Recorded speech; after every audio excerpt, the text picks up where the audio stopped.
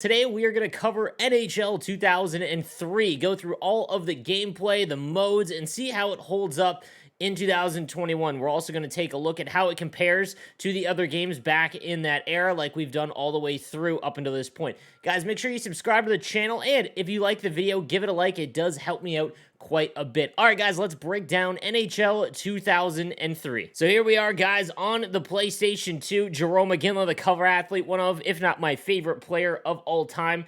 Let's just take a look quickly at 2003, and this is the era. If you didn't watch my NHL 2002 video, go back and take a look. This is the era where NHL went from being a hockey simulation video game where they really tried to make it as authentic to the real thing as they possibly could, to more of an arcade style this year, and especially 2002.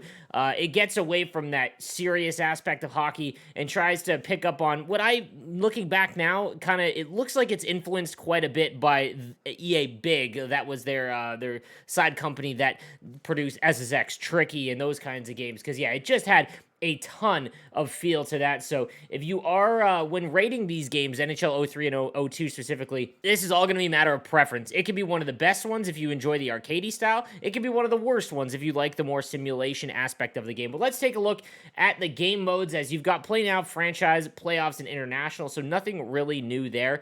The NHL card system is back again, and if you haven't taken a look at that just yet, I'll show it to you right here. As, yeah, so you basically, you got a card system back in the day, and what it allowed you to do was provide boosts specifically for, the players that you pull. So we'll open up a pack here. Brendan Shanahan. We've got Curtis Joseph in the Toronto Maple Leafs. And as you can see here, so these cards, if you flip them over, this card will make Ron Tugnut a hero if on your team, or give him a cold streak if on the other team for 2 periods. So some of them didn't really offer a ton, but there are a lot of gimmicky ones, like the big head mode and things like that you could unlock. So it gave the game a lot of replayability, which I will give them props for. But again, if you're not someone who's into, arcadey kind of things, this just isn't really going to appeal to you. And honestly, didn't really appeal to me back then and doesn't really appeal to me now. So we'll take a look at the creative player, as this became one of EA's staples. The creative player over the last few years up until 03, they've really done a good job year over year of expanding upon it. It was nice to see that they actually improved year over year when it comes to creating your players. So we'll take a look. Nothing really out of the ordinary here. I'll just try to fly through it to give you guys the full experience. And you could choose, how old they are, all that kind of stuff. That's pretty basic. Their position, as well as, how, if they're veterans or not, then you can adjust speed, everything like that. You could also add in advanced stats in NHL 03, or you can go down here. Again, you'll see speed, strength, oh, you can actually put the visor on. That's actually low-key pretty sick. Defense, offense, control, all that kind of stuff. So again, nothing. It's been very well done. Not a ton of improvements year over year. Definitely over over the past games though. I mean, I think they introduced this into NHL 95. Again, if you haven't watched my NHL 95 video, go back and watch, as I declare that NHL 95 is in fact the best Sega Genesis era video game, not 94. So there is the creative player. We'll take a look at custom teams. It's still the exact same. You got the EA Blades, where you can make a custom team. No expansion mode. That's one thing. It's funny. Oh, as Jimmy Eat World, I can't play the music, by the way, but 03, if you guys haven't seen it yet, I created one of the best playlists on Spotify, not even kidding. So on my stream, I went through and made the No Sleeves NHL GOAT playlist. I took every good song from every single game that featured a playlist. I believe it started in 2001. That was the first year they actually had a playlist. There's some songs, I will say, that are not in here because they're not on Spotify. But if you find one, there's a couple. And again, the criteria for this playlist, guys, is does it, A, is it an amazing song? Or B, does it remind you of NHL? And if you want a nostalgia trip, go through and play all of these. They're in order of the year that they were actually in the game. And again, it's No Sleeves NHL GOAT playlist on Spotify. Give it a like if you do like it. But back to the game here. Let's take a look at the rosters, as I like to do every single year. We'll take a look. Actually, no, let's do this. Let's go through the edit lines real quick. And again, the menu's starting to look a little bit cleaner. You notice that. It's something I really pick up on. You also see their status here. So the little stick icon means he's got a hard shot. The H means that he's a hero player. And again, just kind of plays into the whole arcadey thing. So Korea, Oates, and Sakura on that Anaheim team. Ilya Kovalchuk now in the game with Danny Heatley. Man, Atlanta could have been... You know, it's funny when you take a look back if you just didn't do anything as opposed to... I mean, the Heatley trade needed to happen. I'll admit that. But, I mean, you know, what could have been for this team? Atlanta might have survived in Atlanta had they just not made as many moves as they tried to do. It's just tough, obviously. You got Boston with Samsonov, Joe Thornton, and Glenn Murray. I think Thornton's, well, 2 years away from Joe Thornton being traded. We've got Buffalo with Stu Barnes, Connolly, Miro Shatan. I forgot how high rated Miro Shatan got. But this Buffalo team is on the precipice of becoming one of the best in the league. You got Calgary. This is the year before they go to the... I always get mixed up when when NHL games because I believe 03 would have been the 02-03 season. So this is a year before their cup run, or maybe even 2, actually. You got Carolina, Chicago, Colorado, and again, Colorado's team is still very, very good. You've got Columbus now with Whitney Knutson and David Vaborny. That's a name. Dallas is still legit. Modano and Guerin are both high 90s. So the one thing I want to talk about, I think it was mentioned in the comment section, there is the rookie draft in this game, but it is very empty, guys. So I don't even want to consider it in the game because all it is it shows you attributes or like you get a list of players. You can't really scout them. It's not very good. And there's only two rounds of it. In NCAA, it was much more flushed out. There was an actual front office portion of the game. It's almost as big as the actual game itself.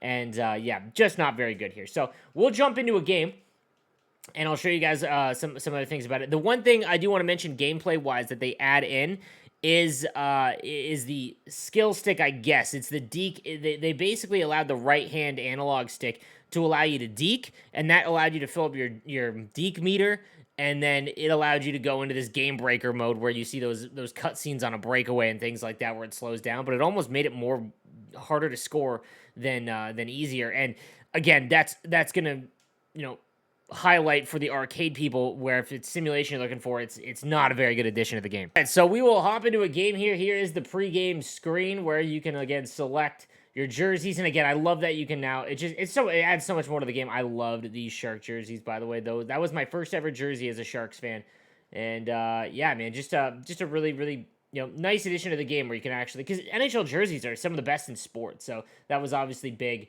back then. All right, let's get into it, guys. The gameplay for NHL 03, and you'll see here some of the icons, the big hitters. You can make huge hits, snipers. They had really accurate shooting, and then the game breaker ability, and you've got to perform dekes to get it. It just wasn't, again, you'll see it here when we get into the gameplay. I will say this, the pregame cutscenes are really, really good still. I really like this edition of the game. I believe it came back in 02. But yeah, this was a really nice addition to the game. I thought that it added a lot more to the presentation, for sure.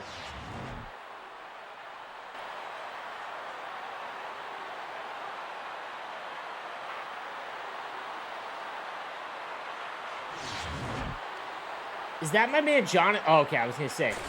That looked like Jonathan Chichu. Here we go, boys. I'm Don Taylor. Nolan Iserman gets hold of the puck. Hull. San Jose. See, like, you could go back and forth to make these little dekes, and that's how you filled up the deke meter on the right-hand side. You'll see it going up right there. Rink wide pass. Dumfus. Shoots the puck. Joseph shuts the door. This is your typical story of puck meets net. Not. Lidstrom takes possession. Great goal there by Lidstrom. Wow. He scores! Great shot! He tucked the puck under the crossbar. Sweet. He should never have been allowed to walk in alone like that. And the goalie couldn't save his defenseman here. The goal was a mystery wrapped in an enigma shrouded in a riddle. Or was it a riddle wrapped in an enigma that was shrouded in mystery? You figure it out. And again, the commentary team is still very arcadey and jokey, as I believe is Don Taylor is that one that adds into the game.